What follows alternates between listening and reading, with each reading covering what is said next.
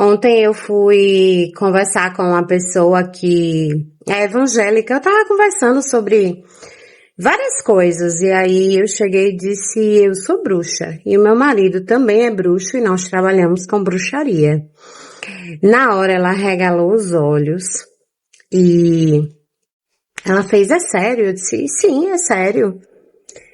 E aí conversa vai, conversa vem, ela disse, eu tenho curiosidade, mas tenho medo também, né? E aí eu falei pra ela, reflita, né? Em primeiro lugar eu disse pra ela, olha, independente da sua religião, da sua crença, naquilo que você acredita, você precisa respeitar as pessoas e vice-versa. O respeito é uma responsabilidade que cada um deve ter. Nem sempre ele acontece, mas é importante que você respeite. Se você quer respeito, você tem que dar o respeito, correto? Aí conversa vai, conversa vem, e eu disse, olha, perceba direitinho como muitos ditames, né, religiosos criaram um sistema de controle. Como é que é a melhor forma de se controlar uma pessoa? Através do medo do inferno, do pecado. Ou seja, você não deve fazer tal coisa para não queimar no inferno, não ir para o inferno. Né? Inclusive, como colocaram Eva, né, nas escrituras, da forma que foi colocado, é fruto do pecado. Então a mulher sempre foi alvo do que não presta, do que é ruim. E o homem sempre foi exaltado. Por isso que o machismo existe e muitas vezes a mulher, até no sentido de remuneração, recebe menos do que o homem em muitas vagas aí de trabalho. E isso é constatado. Né? Não sou eu que estou dizendo, é uma estatística. E aí eu fui mostrando para ela que muitas vezes a religião, ela justamente prega, né, o medo para fazer o controle daquela pessoa.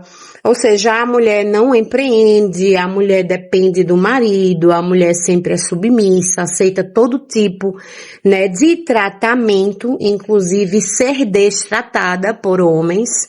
E não é bem assim, porque nós temos o nosso valor, o valor é igual, tanto para homem quanto para mulher. Só que as religiões, como forma de controle, elas empregaram e empregam ainda hoje esse tipo de atitude, porque a melhor forma de controle vem através do inferno, do pecado, do demônio, né? Porque usar batom é coisa do demônio, porque fazer escolhas empreendedoras, a gente escuta isso.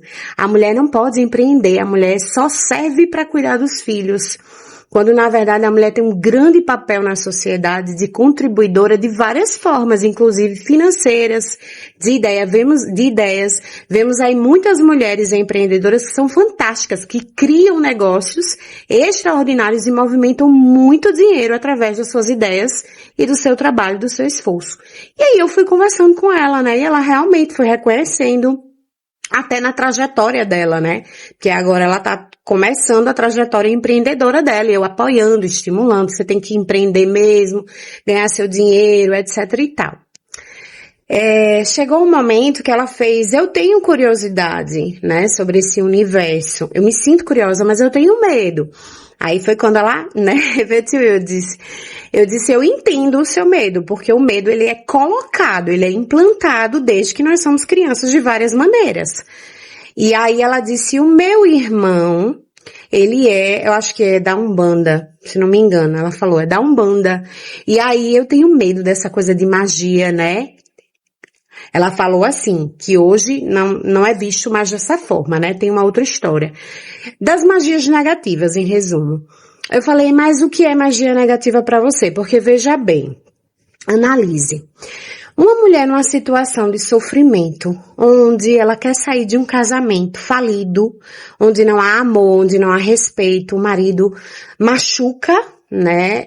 Agride, existe abuso psicológico, físico, etc. Ela tenta sair do relacionamento, mas existe a ameaça contra a vida dela. Você acha que uma mulher dessa, ela vai viver feliz? Ela vai se sentir satisfeita numa situação dessa? Ou ela pode ser beneficiada através de um trabalho espiritual de justiça?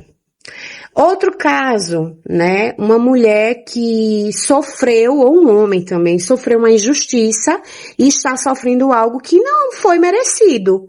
Você acha que essa pessoa vai aceitar de bom grado passar por uma dificuldade, ser penalizada por causa de outra pessoa, seja por inveja, por qualquer tipo ou nível de rivalidade, seja no trabalho ou no relacionamento, porque alguém inveja, ou quer o homem dela, ou quer a mulher dela, dele, né? Ou dela também? Você acha que, nesse caso, é infundado? Se a pessoa contratar um trabalho é ruim? Ou ela está buscando a justiça que ela pode, já que com as mãos, ela não deve fazer justiça com as próprias mãos, porque existe, né, um erro implementado aí. Então ela começou a analisar que aquilo que ela achava que era ruim, que era o mal, que era, né, negativo, tem um fundamento por trás. Porque aquele que sofre, ele quer justiça em primeiro lugar, entendeu? Então, nós temos que sempre avaliar se as coisas que acontecem e como acontecem, elas têm uma validação, elas são coerentes, elas têm uma balança de justiça. Então, é muito fácil a gente chegar e julgar um trabalho que a gente vê numa encruzilhada ou num cemitério e dizer, eita, é coisa ruim que estão mandando para destruir, né, alguém, uma família. Não, às vezes é a própria esposa que está cobrando justiça de uma situação que ela foi colocada numa situação ruim, numa situação de vítima, né? Uma situação em que a rival roubou o homem dela, destruiu a família dela e está ficando com todos os bens que deveriam ser delas. E a amante está ficando com tudo. Então são situações. Entendeu? Eu tô só exemplificando uma, mas existem várias. Ou pessoas que sofrem uma demanda de doença, né, de patologia, que não vem de ordem física ou genética, que vem de uma ordem espiritual. E existe muito isso. Existem pessoas que falam assim, Fernanda, eu tô com tal coisa e ninguém descobre, ninguém sabe o que é. Quando a gente vai fazer uma leitura, e por isso a importância da leitura espiritual para descobrir o fundo, né, disso, o porquê disso tá acontecendo, aí quando a gente faz a leitura, a gente descobre o motivo, a causa, a pessoa, a situação, o padrão de repetição, entendeu? Principalmente em situações que não se tem uma origem clara num exame, numa coisa mais nítida, mais fácil de compreender, existe algo errado. Sintomas como cansaço excessivo, né? A pessoa sente que está sendo drenada, entendeu? Nada está dando certo, entendeu? A pessoa está com depressão, ansiedade, se afundando cada vez mais, vai em psicólogo, tenta tratamento e não resolve. E existe um fundo espiritual que precisa ser investigado. Mas as pessoas ainda têm a mente muito fechada e não entendem o contexto da espiritualidade. Elas vão por aquilo que elas aprenderam e acham que é certo, que foi dito que era certo, entendeu? Não, porque magia é coisa do demônio, né? Você tem que ir para a igreja, e muitas vezes a pessoa vai para a igreja, faz jejum, faz de tudo, oração, e não resolve o problema. Não resolve. Se sente um pouquinho melhor quando vai para a igreja, porque recebe uma palavra, todo o conselho que vem, ele traz um bálsamo, mas quando volta à realidade, à vida cotidiana, tudo volta ao que era antes.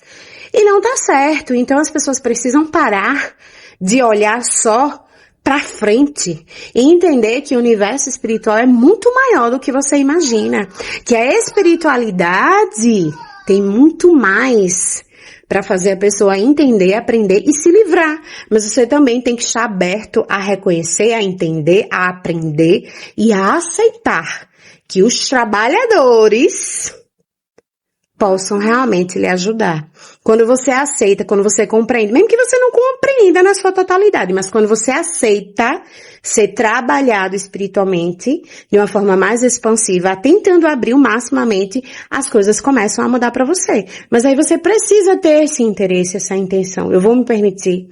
Eu vou tentar entender, eu vou estudar um pouco mais, eu vou aprender um pouco mais, eu vou seguir essa pessoa, eu vou assistir mais vídeos dela, entendeu? Eu vou seguir esse canal, eu vou tentar entender mais esse universo e vai fazendo as linkagens. E você vai ver que vai bater tudo direitinho com tudo que eu tô falando.